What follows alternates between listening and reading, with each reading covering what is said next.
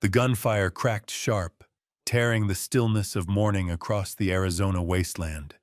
Clara Johnson threw herself flat, rolling into the shadow of an overturned stagecoach. Desert wind carried red dust mixed with the acrid bite of gunpowder, choking her breath. Her heart pounded so hard she feared the bandits might hear it. She had no idea how it came to this, only that the stage carrying her from New Orleans to Tucson had turned into a deadly trap. Shouts, pounding hooves, gray coats flashing between the splintered boards. Clara clutched her satchel to her chest. Inside were a few dresses, an old Bible, and her schoolbooks. To her, they were everything left after leaving home behind, with its whispers and contempt. "Stay down, madam." The voice came from behind. Clara spun, startled, as a rider broke through the dust. He dismounted in a single fluid motion, boots slamming earth with a puff of grit. He was young, no more than his 20s, yet his storm-gray eyes carried no youth. Black hair, damp with sweat, clung to his brow, shadowing a hard-cut face. His shirt was coarse, his leather coat worn, but the revolver gleamed in his grip. Before Clara could speak, a shot thundered by her ear. Wood splintered. A bandit toppled from his saddle with a ragged cry. "Steady your breath. Don't let fear rule you," the stranger said, gaze fixed on the enemy.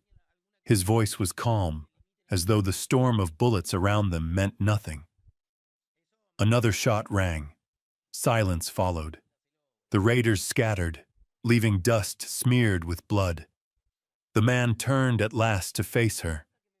For a heartbeat, Clara felt the whole world tighten within his eyes, unyielding, fierce yet steady as stone.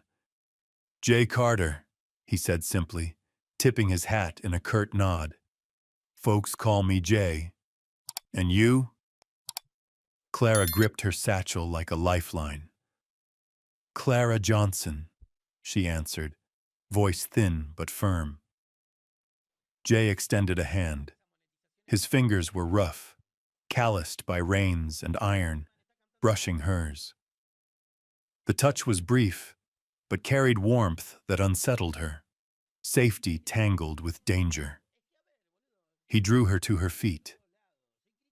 Clara stumbled on her skirts, nearly falling, but his hand caught her elbow, solid as bedrock. Their eyes met. What she saw there was not pity, but patience, recognition, a thing she had longed for but seldom known. "You hurt?" he asked, voice low and husky. Clara shook her head, unable to force words past her dry throat. Jay swept a glance over the ruin. "Driver's gone. Others scattered. You stay here, you won't last." He whistled. From the haze, a dapple gray stallion galloped near. Clara took a step back. I can walk." Jay tilted his head, mouth quirking. 15 miles in that dress? Desert won't spare you, schoolteacher." He had guessed her trade, from the satchel heavy with books. Before she could object, his hand closed firm at her waist, lifting her to the saddle. Breath caught in her chest as the strength of him pressed close.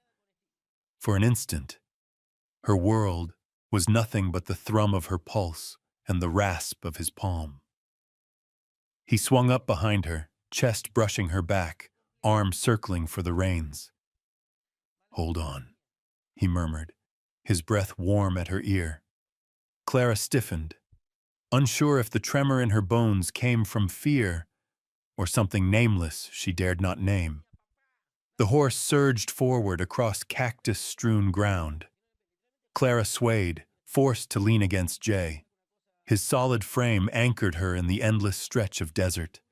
Each brush of movement, each breath at her neck, left her unsteady. She tried to fix her gaze ahead, yet her eyes drifted to his hand on the reins, so close to her own. Behind them, smoke lingered over the wreck, sealing off the path she had taken. Ahead lay the road to some unknown town, and beside her, a stranger whose eyes had already carved their mark into her chest. Dangerous, steady, undeniable. Neither spoke. Only the drum of hooves carried them on. Clara knew from the moment his rough hand pulled her from the dirt to the saddle, her life had veered onto a new trail. The horse moved with a steady rhythm, but to Clara every jolt shoved her deeper into the unfamiliar. Her skirt tangled, her thin shoes fought for balance, and her satchel pressed hard against her lap. Behind her, Jay Carter sat close, his breath brushing the nape of her neck. "Loosen up," his gravelly voice cut through the desert wind. "You sit stiff like that, even the horse'll feel it." Clara bit her lip, eyes fixed on the endless land ahead. It's been a long time since I rode. And never—" She faltered, unwilling to say aloud she had never ridden pressed against a strange man. Jay glanced down, dark hair falling forward. "Don't worry. I've got the reins. If you fall, I won't let you drop." His arm circled around, calloused hand steady on the leather before her. Each shift of the horse drew her tighter against his frame. Her heartbeat raced, and she hated not knowing if it was from fear or something else. They rode in silence, wind lashing their ears, the sun pouring heat across the barren ground. At last Clara asked, voice low, "Why were you there, just when I needed?"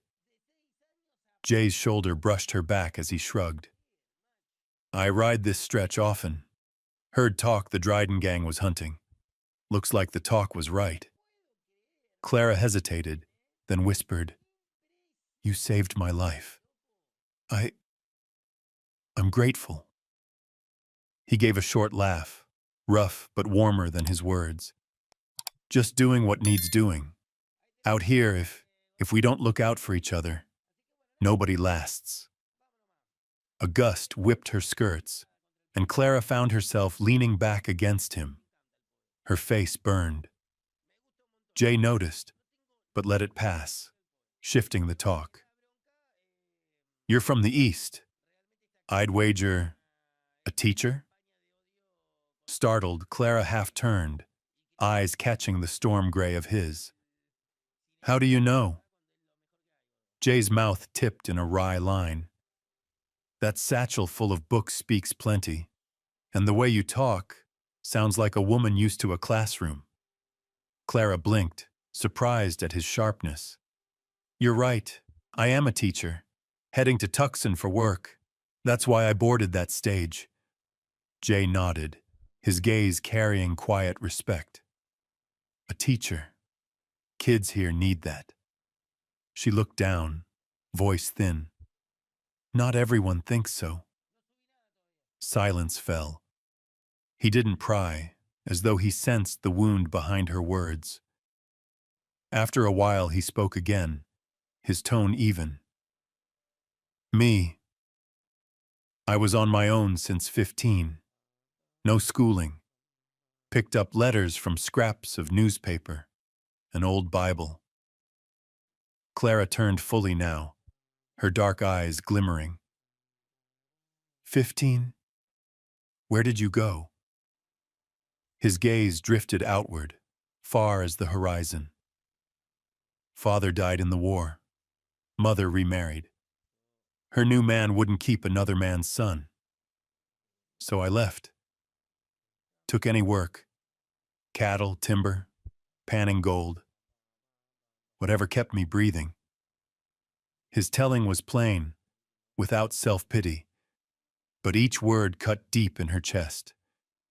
"That's strong of you," she murmured.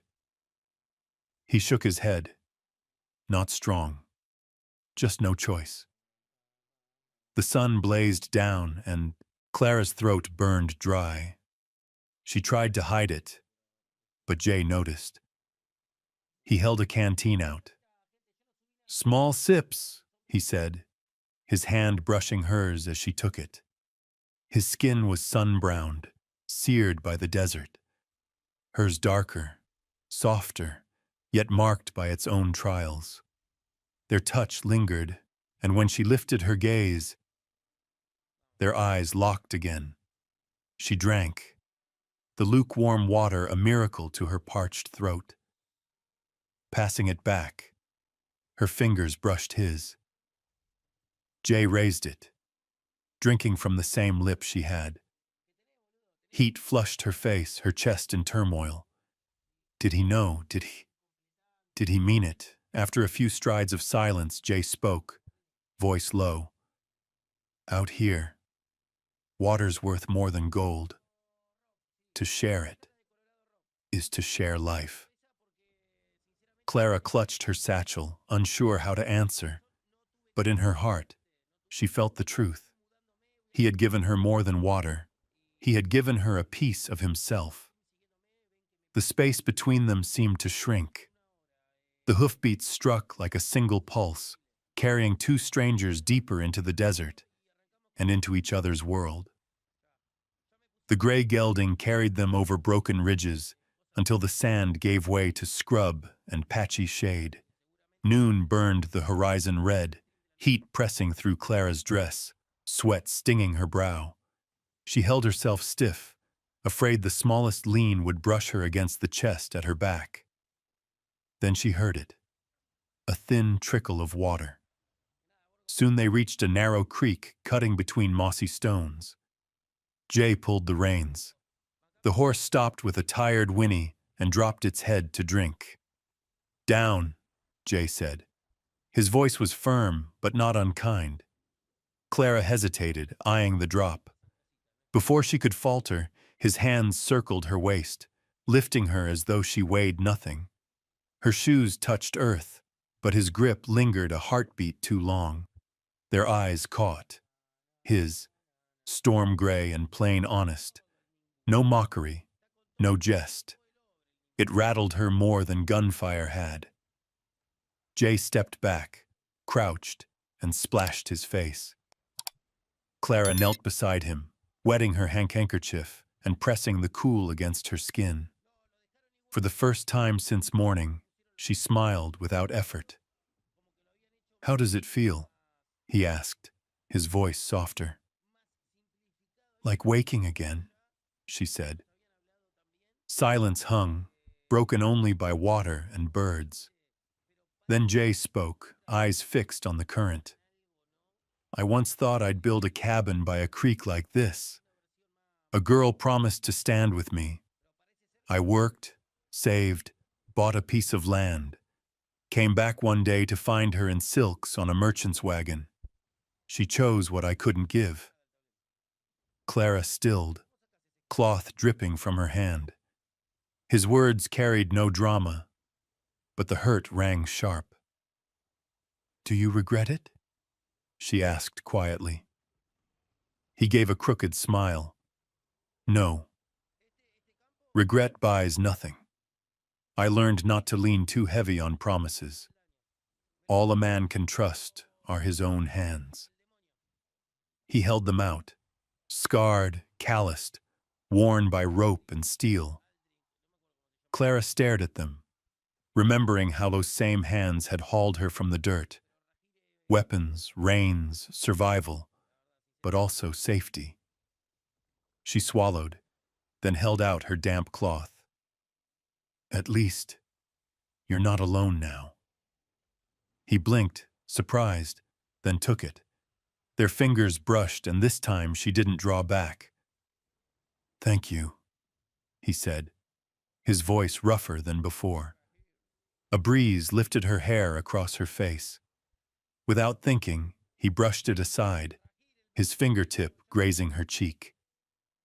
She froze, breath caught, eyes inches from his.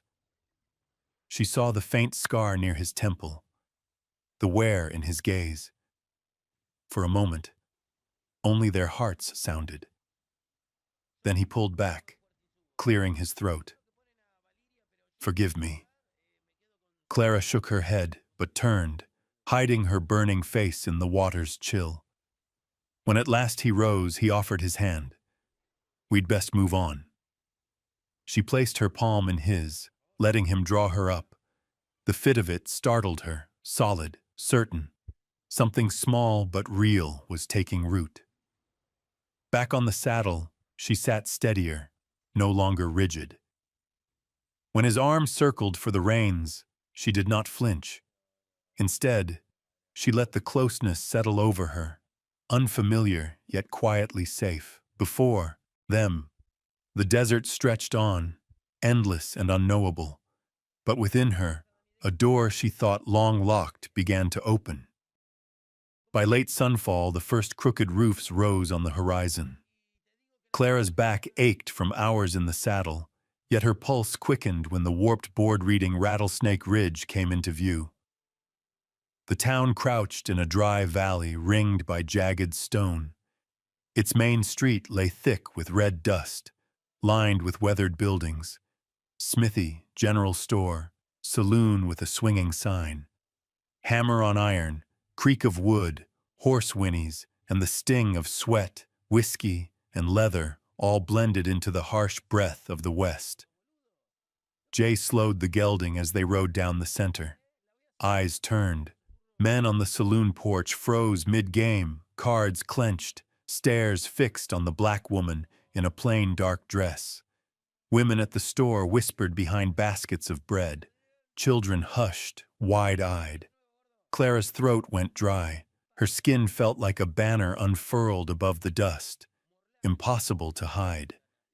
And riding with a young cowboy only sharpened the scrutiny. Jay leaned close. Eyes ahead. Don't mind them. But how could she not, with whispers trailing every hoofbeat? Who is she? A colored woman here. With Carter. Shame and anger pressed her chest. She had fled New Orleans to escape such stares. Yet here they were again, at the desert's edge. They stopped before a sagging two-story inn. Jay dismounted, then offered his hand. Clara hesitated, then took it. His grip steadied her to the ground. For a moment their eyes met, and she drew breath from the calm steel in his. The innkeeper, a hard-faced woman of 40, stood on the porch. Her gaze swept Clara top to toe, cold and bare. Looking for a room? Jay answered firm. For her, I'll pay. The woman smirked, then nodded curt. One left. Meals, she sees to herself. Clara swallowed her thanks. She felt the weight of unwelcome. Jay's hand brushed her back, quiet but steady, guiding her inside. The room was small, narrow bed, scarred table, window over the street. Clara set her satchel down, but her eyes strayed to the faces outside, still watching. The stare of a whole town lay heavy on her shoulders.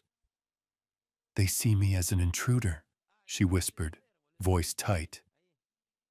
Jay leaned against the frame, arms crossed.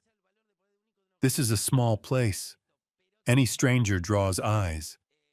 But yes, they'll look longer at you because you're different. Clara gave a hollow laugh. Different means never belonging. I left the East to escape judgment, but perhaps it follows everywhere. He pushed off the frame. Standing near enough, she caught the smell of leather and sweat. You lived through this morning. Don't let glances bring you down. They'll grow used to it. Clara searched his storm-gray eyes that had seen loss, but carried a steadiness she yearned to believe. She realized he might know the sting of being dismissed better than most. You don't understand, she murmured. Where I come from, difference is a sentence. I left to find a place to be accepted. And if even here, her voice broke. Jay said, nothing. He only set his hand over hers, resting on the sill. Rough, warm, it covered her trembling fingers. No words, but enough. The moment stretched, broken by shouts outside, children's laughter, but behind it, the eyes of grown folk still watching. Clara's pulse sank. Later, when Jay left, she lingered by the window, torn between fear of the town's judgment and the quiet flame lit in a single look of his. That night, she lay on the narrow bed, listening to the hum of town life. Banjo from the saloon, hoofbeats, laughter, whispers. Each sound reminded her she was an outsider. Yet when her eyes closed, what stayed was not the cold stares, but the memory of a calloused hand clasping hers like a promise. You will not walk alone. Word of the new black woman spread quick through Rattlesnake Ridge. At first it was only stares and porch whispers. Then a few mothers, too poor to send their children to the bigger town, came to Clara. Their voices were wary, edged with doubt, but their eyes pleaded. Would she teach their young ones to read? Clara hesitated. She had just arrived, unsure how long she'd remain, but the children's faces, lit with hope at the sight of her worn books, left her no choice but to nod. So a small room in Mrs. Whitmore's cabin on the edge of town became a school. Rough planks served as desks. Mismatched chairs crowded the space, sunlight streaming through a dusty pane. On the first morning, nearly 10 children squeezed in, eyes wide with hunger for learning. Clara laid her old Bible on the table and traced the letters with chalk across a crude board. This is B. Her voice steadier than she expected. Little hands copied with charcoal, laughter spilling when mistakes were made. Clara smiled, lightness filling her chest. For the first time, she felt a foothold in this closed-off town. On the second day, Jay Carter appeared. He leaned in the doorway, arms crossed, watching. The children whispered, half in awe, half in fear of the armed cowboy. "What brings you here?" Clara asked during recess, hiding a smile. He shrugged. "These planks are crooked. Figured I'd straighten them." He lifted a bench with ease, setting it firm. Clara shook her head, though warmth spread in her chest. She knew he needed no excuse. He simply wanted to be near. Often, as she bent to guide a child's hand, she felt his gaze steady on her, not pressing, only present, like a shield at her back. Each time their eyes met, brief but unguarded, her cheeks burned. One afternoon, an ink bottle spilled. Jay was there at once, blotting with a rag, his fingers brushing hers, both stained dark. They froze, then shared a quiet laugh, awkward but binding. "Next time, twist the cap tight," he said offhand, though his tone carried warmth that sent her heart skittering. Other days he brought firewood or a small sack of pastries. He pretended they were for the children, yet his eyes always found Clara. She knew, and she no longer looked away. Some evenings, when the room emptied, Jay stayed to help stack the boards. Their hands met again, this time neither of them pulling back. "You're doing more than you think," he murmured, gaze locked on hers. "I only teach letters. Nothing great." "No. You give them hope." His words cut through the years of scorn she had endured, leaving her raw and seen. For a moment she longed to speak, to thank him, to name the feelings taking root inside her. But the sound of hooves outside broke the spell. They stepped apart, silence hanging between them. That night, Clara sat by her window with her lesson book. From the street below came the twang of a banjo. She thought of Jay's eyes, his ink-stained hand, brushing hers, and a smile rose unbidden. The town had not yet welcomed her. The whispers still lingered. But inside that little room she was no longer alone. And deep down she knew, each time Jay filled the doorway, she found the faith to keep walking forward. Rattlesnake Ridge rarely saw such life. The town hall glowed with oil lanterns strung along the beams, fiddle tunes spilling into the dusty street. It was the harvest dance, the one night when even the hardest hands dressed sharp and let their boots strike rhythm on the boards. Upstairs at the inn, Clara's hands trembled as she fixed her hairpin.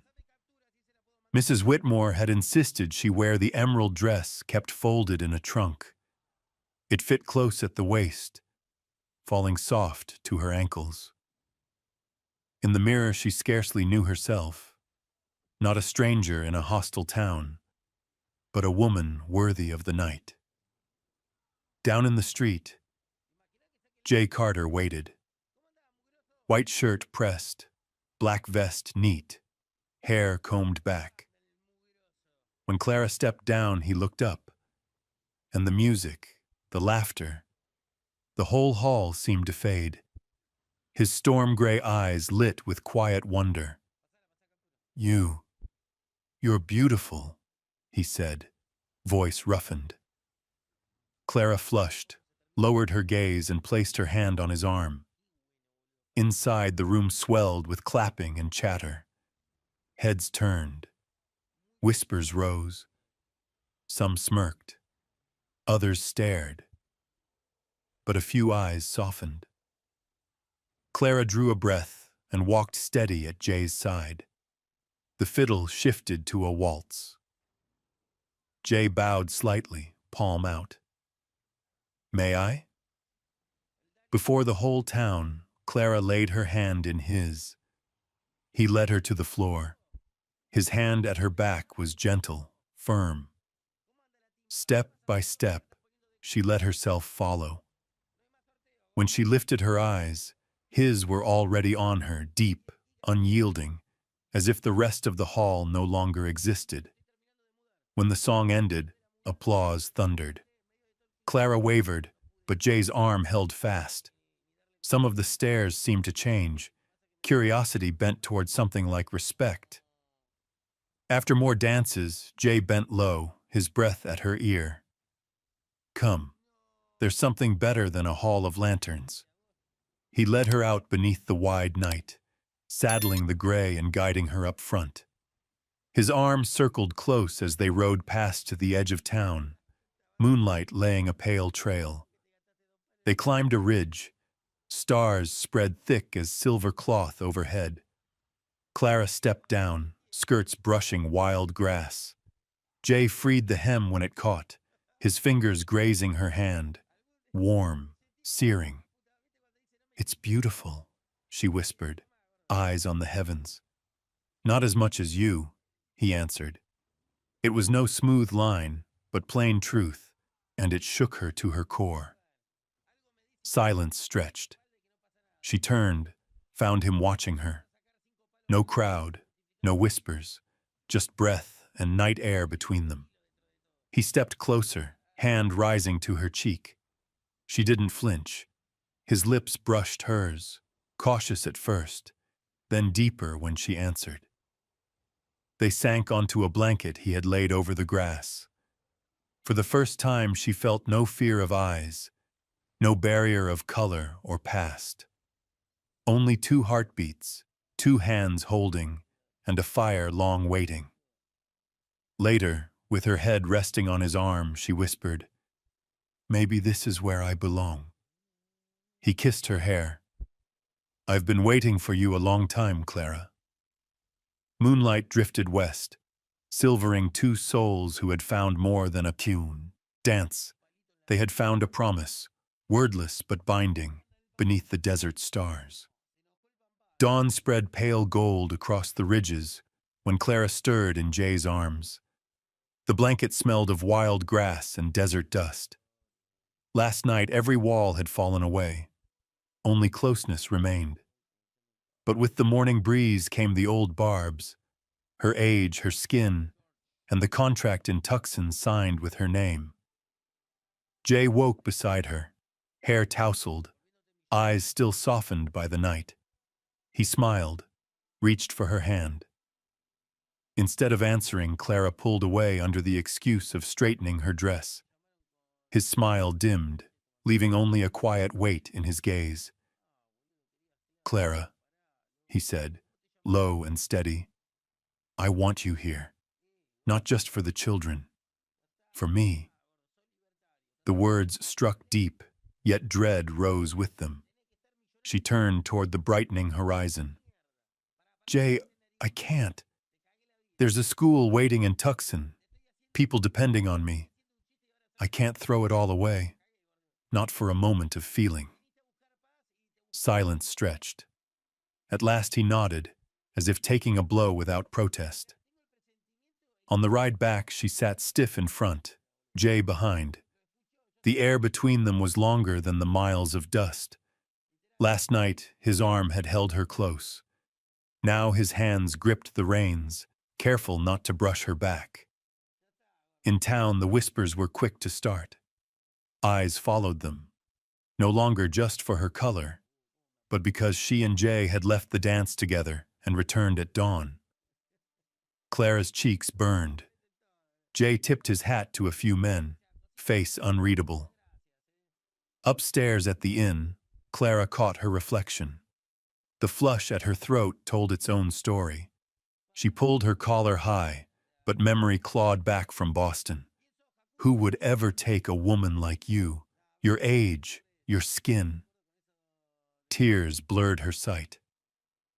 That afternoon, Jay brought rice and firewood for Mrs. Whitmore. On the porch, he met Clara, basket in her hands.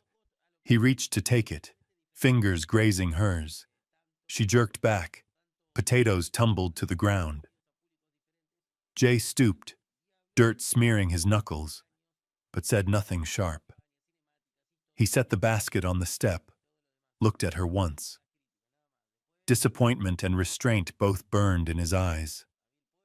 "Clara," he said slowly, "last night wasn't passing fancy. It was real. For me, it was the first time I belonged to someone." She clutched her skirt, eyes down. "Jay, we're too different. I'm older. My skin marks me in every stare. And you've got your whole life ahead. I won't be a burden." He gave a short, bitter laugh. "A burden? You think I care what they say?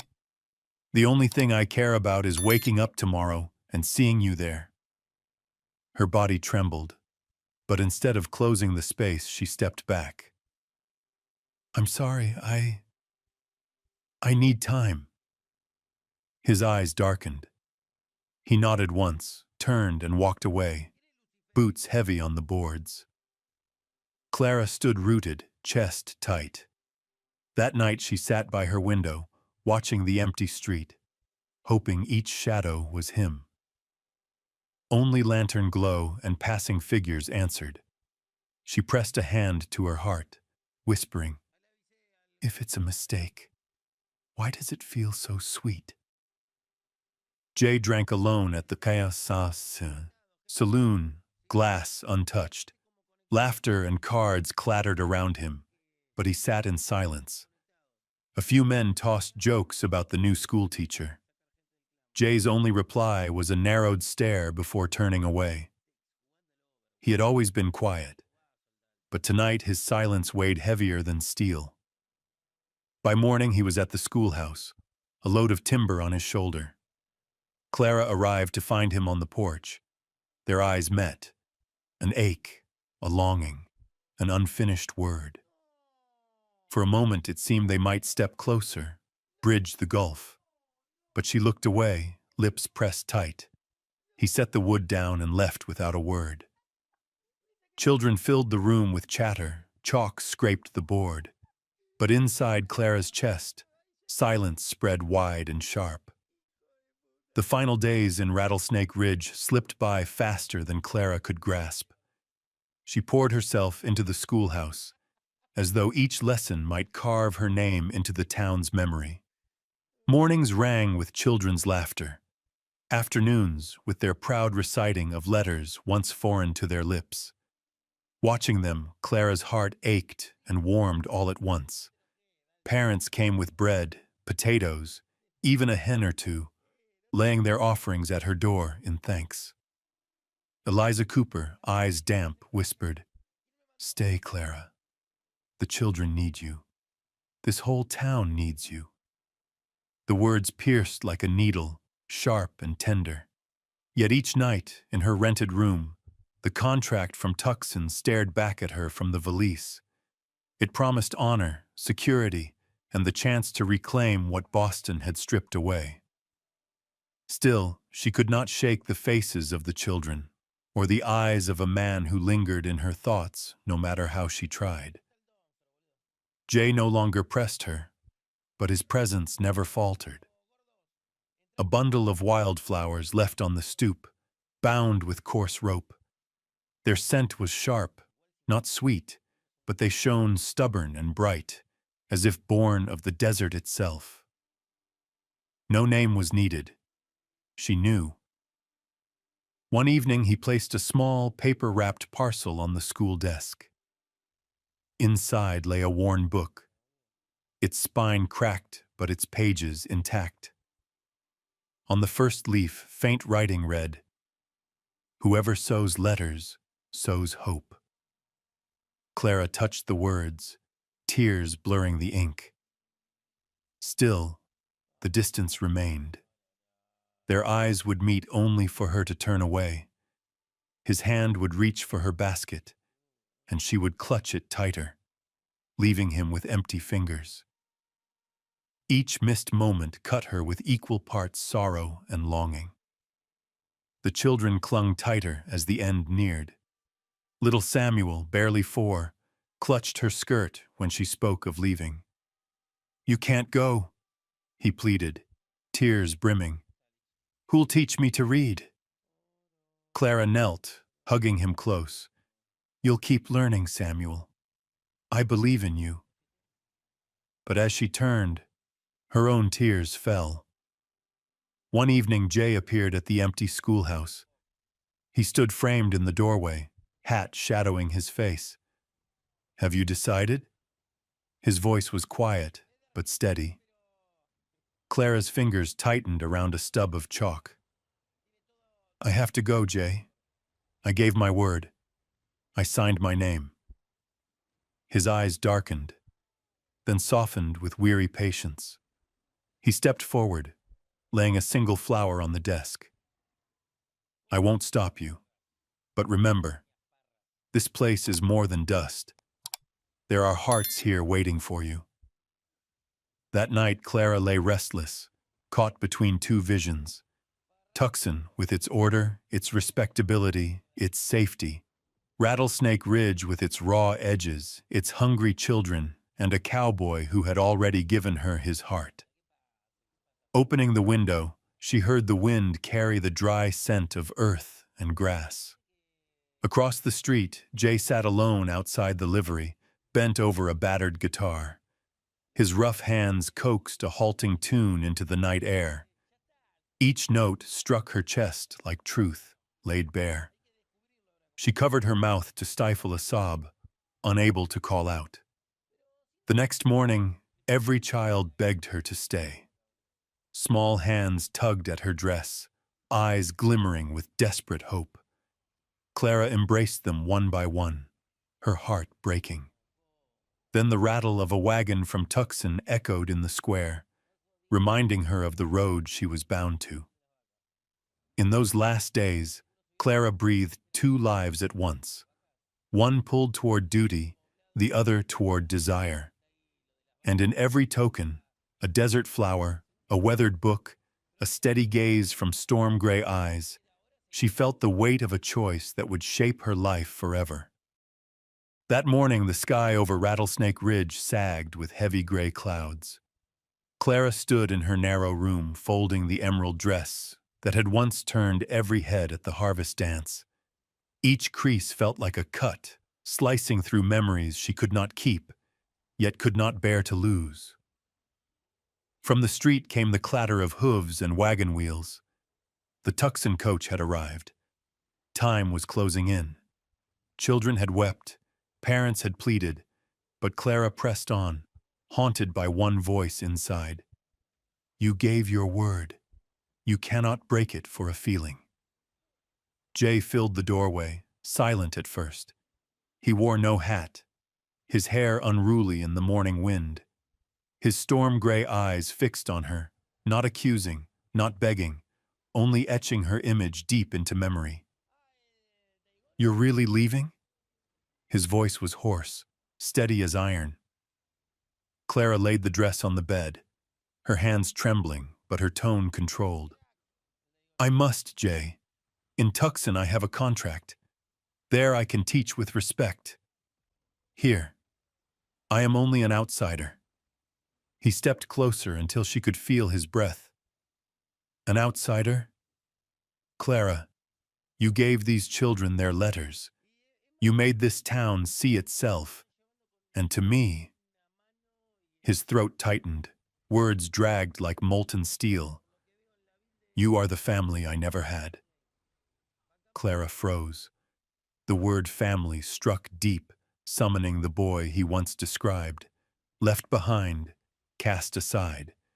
Now he laid that name at her feet, as though it were an oath. Tears welled.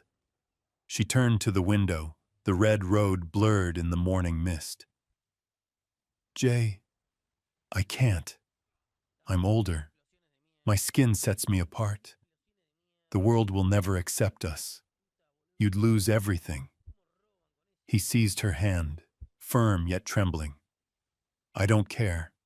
For the first time in my life, I have a place to come home. And it's you. Her body shook, heart hammering against her ribs. She longed to fall into his arms, to say she would stay. But the contract loomed. The sneers of Boston echoed. The whispers of the town pressed close. She pulled free, choking out, Don't make it harder, Jay. I have to go. Silence crashed over the room. Outside, the wagon driver snapped his whip, urging the team forward. Jay stood still, the light gone from his eyes. He nodded once, a broken motion, then turned. Clara watched him go, his broad back, once her shield in gunfire, now bent with a weight she could not lift. Each footstep down the wooden stairs fell like a hammer in her chest. She collapsed onto the bed, sobs racking her. His confession, plain, raw, and true, would haunt her forever. Yet when she wiped her tears and lifted her valise, she told herself she had no right to dream something so fragile, so impossible. On the street below, Jay walked into the wind without looking back. The desert gust tore at his coat, but he felt no chill, only the slow, unrelenting ache of loss buried deep in his bones. That morning, Rattlesnake Ridge seemed to hold its breath. The sky was clear, the wind swept red dust along the street, and the coach bell from Tucson tolled like a summons none could ignore. Clara stepped from the inn in a plain brown dress, a small wooden valise in hand. She forced a smile, but her swollen eyes betrayed the sleepless night. Children crowded the square. Little Samuel clung to her skirt, thrusting out a rough-hewn wooden horse. For you, so you remember me. His voice wavered. Clara held him close, drawing deep against the tide of tears. Others pressed tokens into her hands. A bundle of wildflowers, a battered notebook scrawled with crooked letters, a frayed handkerchief. Each gift was a plea, wordless but heavy. Don't go. Parents stood behind, solemn. Some nodded thanks, some sighed. Mrs. Whitmore embraced her, whispering, If the day ever comes when you know you belong here, my door will be open." Clara only nodded, eyes stinging. Her hand trembled as she lifted the valise onto the coach. Yet one absence hollowed the moment. Jay Carter was nowhere to be found. Not on the saloon porch, not at the forge, not in the crowd. The man who had shielded her from bullets, who had steadied her from the saddle, who had given her a night beneath the stars, gone. Her gaze searched the street, desperate for a glimpse. Nothing. The emptiness pressed like iron. "Time, miss," the driver called. "Long road ahead." Clara climbed aboard. From the window she saw the children waving, faces blurred with dust and grief. She lifted her hand, lips trembling with a smile that broke as the wheels groaned forward. The square receded, swallowed in haze. Clara pressed her palm to her chest, hearing Jay's voice echo, "You are the family I never had." The road stretched barren, lined with cactus and silence. She leaned her head against the frame, eyes straining back, praying for a lone rider chasing. But only wind and sand answered. Disappointment swelled, sharper than any word. If Jay had come even with a single nod, she might have leapt down, might have turned back. His absence sealed the truth. This was farewell. The coach jolted over ruts. Clara closed her eyes, clutching Samuel's handkerchief. Dust and cloth carried the scent of memory. The desert night, the stars, the warmth of arms she could not keep. Silent tears traced her cheeks. On a ridge west of town, Jay stood alone. He had not braved the square. From there, he watched the coach shrink to a blur, trailing a plume of dust. His fist clenched, jaw set, eyes locked until the wagon vanished at the horizon. A hard gust tore his hat away. He let it go. He stood unmoving, stone against the desert wind, heart splintered within. Inside the coach, Clara opened her eyes and looked back one last time. Only the endless road behind. Yet she knew. A part of her remained in Rattlesnake Ridge, bound to a man with storm-gray eyes she would never forget. The coach wheels clattered over the red dirt road, each jolt striking Clara like a blow. Dust streamed in through the cracks, stinging her eyes, but she did not blink. Through the narrow window, she watched Rattlesnake Ridge fall away, timber roofs shrinking into smudges, swallowed by the desert haze. Every turn of the wheels sounded final, as if hammering shut a door she wasn't ready to close. Her hand clenched Samuel's handkerchief so tightly the threads frayed under her fingers. It was a scrap of cloth, uneven stitches, but its weight was heavier than the trunk at her feet. "Don't go," Samuel's voice whispered in her memory, his small hands tugging at her skirt. Then came the ghost of another sound, the rough strum of Jay's guitar drifting on the night wind. Strings imperfect but true, a song that had played against her ribs long after it ended. Clara's throat closed. She had told herself she was leaving for honor, for duty, for the contract in Tucson. But now, with each mile, the truth twisted sharp inside her. Leaving wasn't honor. It was betrayal. Betrayal of the children who had looked at her with hungry eyes. Betrayal of the women who had handed her eggs and bread in thanks. Betrayal of her own heart, which for the first time had found a place that felt like home. "Stop the coach!"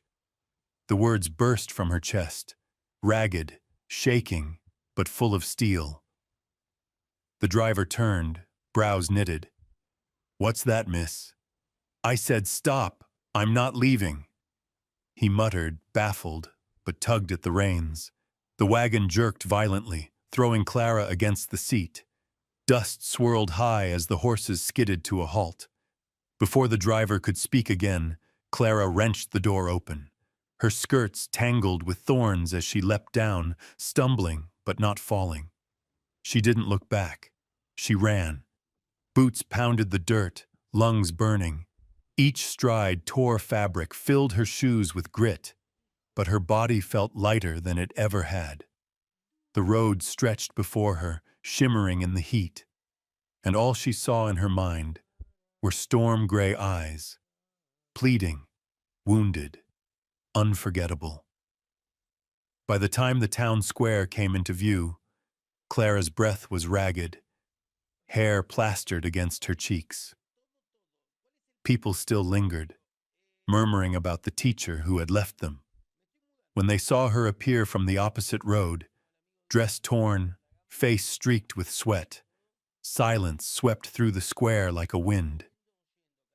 "She's back!" a voice cried. Children broke ranks first, their small bodies darting like arrows. Samuel led, bare feet kicking up dust, shouting her name. He slammed into her arms, nearly knocking her down, and she knelt, clutching him as if he were her anchor in the storm. "I'm not leaving," she whispered fiercely, lips pressed to his dusty hair. "I'm staying with you." Little hands clutched her skirts, tugged her sleeves, encircled her waist. Laughter spilled through tears as more children crowded around. Clara's own sobs shook her chest, and she let them fall, uncaring of the crowd watching. Then the crowd parted. Jay stepped out, shoulders rigid, face unreadable at first. He looked as though he didn't trust his own eyes. Fragile hope flickered across his expression, faint as dawn breaking through cloud. His gaze locked onto hers, trembling, searching for proof she was not a dream conjured by a desperate heart.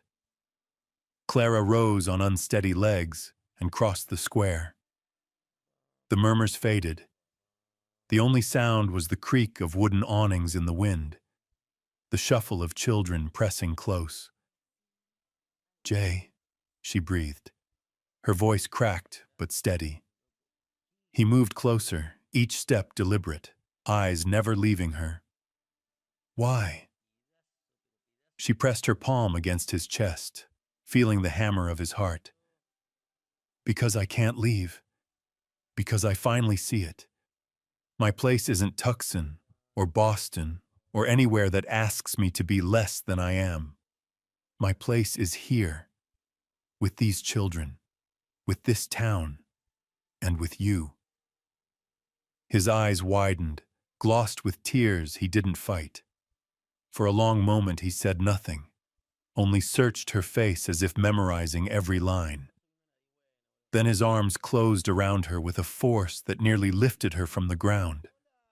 He held her like a man afraid she might vanish again, and there, in the center of Rattlesnake Ridge, Clara felt herself whole.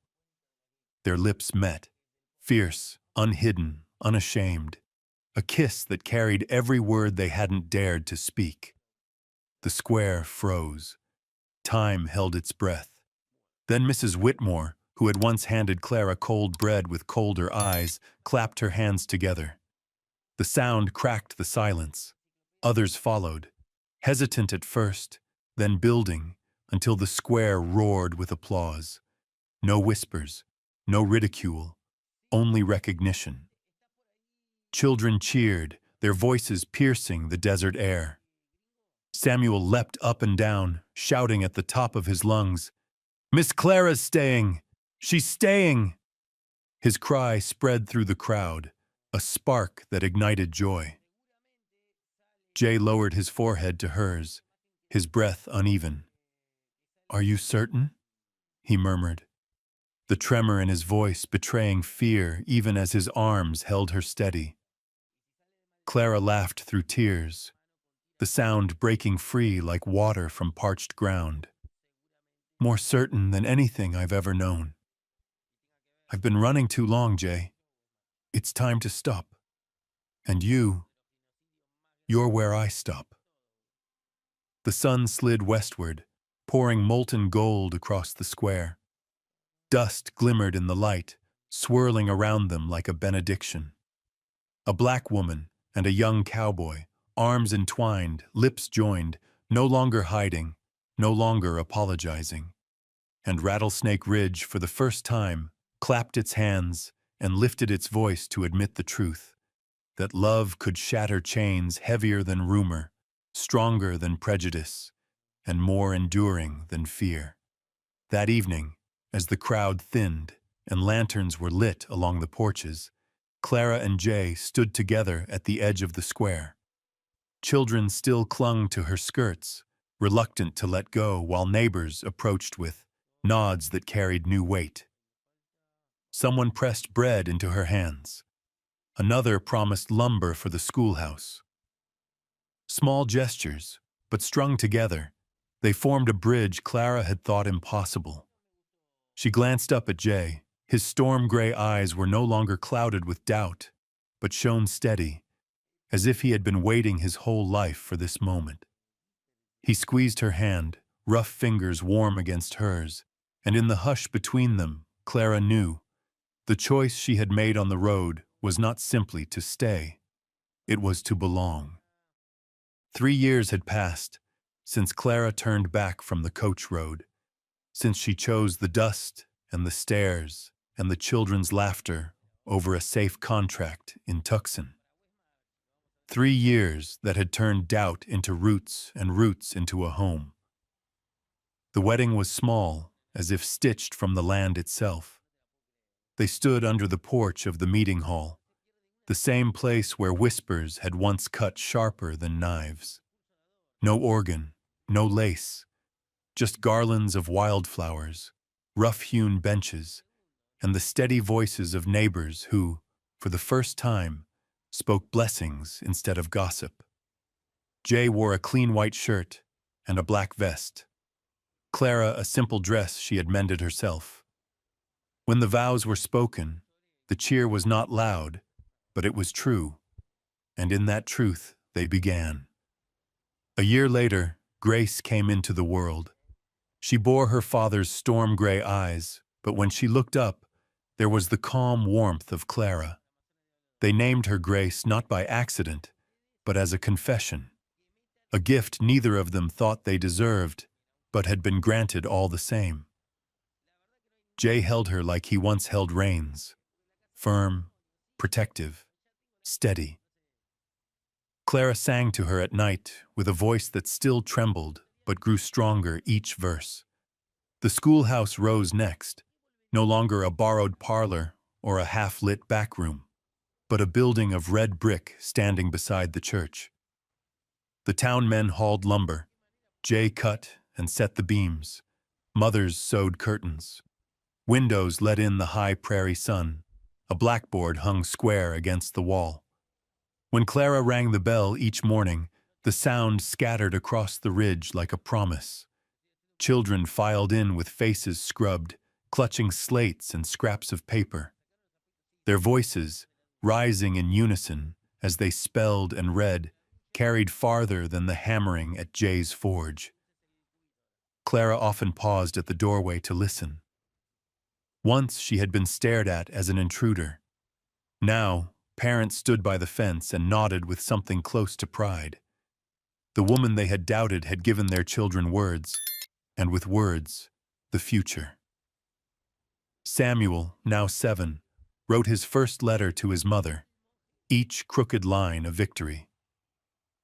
The day Clara read it aloud, tears blurred her sight. Jay found his place with fire and steel. The forge glowed long after sundown, the air filled with sparks and the ring of metal. Men brought horses to be shoed, saddles to be mended, wagons to be fixed. Some came for advice, too, though Jay never spoke more than was needed. They said his hands could shape more than iron, that somehow they shaped trust. Clara sometimes brought Grace to the corral. The little girl toddled through the dust, her laugh cutting through the clang of the hammer. and Jay would set his tools down just to watch her run into Clara's arms. Folks who once shook their heads now smiled at the sight.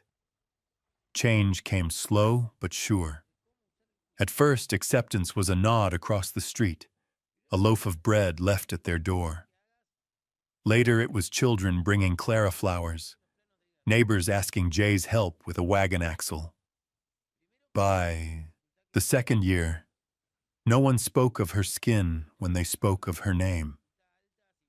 They spoke instead of lessons learned, of children spelling their fathers' names, of boys who no longer had to sign with a mark.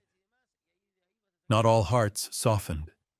A few still turned away, their pride too rigid.